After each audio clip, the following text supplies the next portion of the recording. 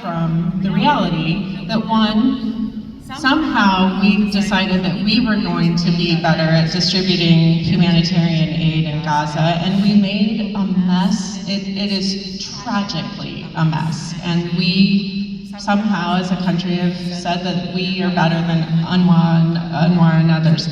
So humanitarian aid, medical aid, all the things that haven't been getting to the people of Gaza is on us. And it's on the Israeli government, and we are facilitating and amplifying their ability to do that.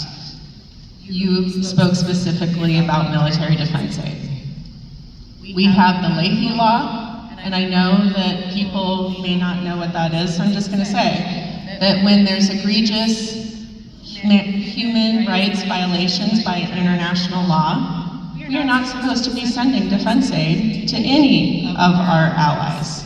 And we continue to send aid to Israel. We also know that stopping aid right now, to your point, people say it makes us safer.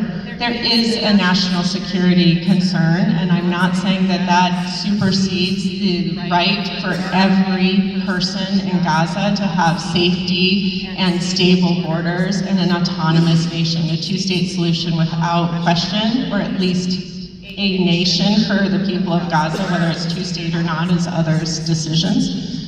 But we need to make sure that we are using diplomatic power, and we're not. What we're doing is standing with Netanyahu, and we are not aligning with our European allies and everyone else who's starting to really turn their back on the people of Israel, and yet, or the government of Israel, I'll say that's a very different statement.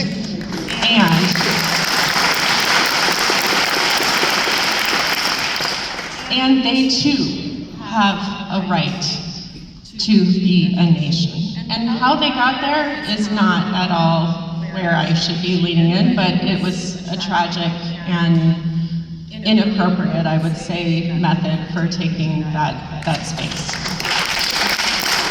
That all being said, I will continue to stand with the right for those two nations, well, Gaza should be a nation, but for those peoples to have autonomous, secure borders and humanitarian stability and safety. And we as Americans are not leaning into that sufficiently. You are, but our government isn't.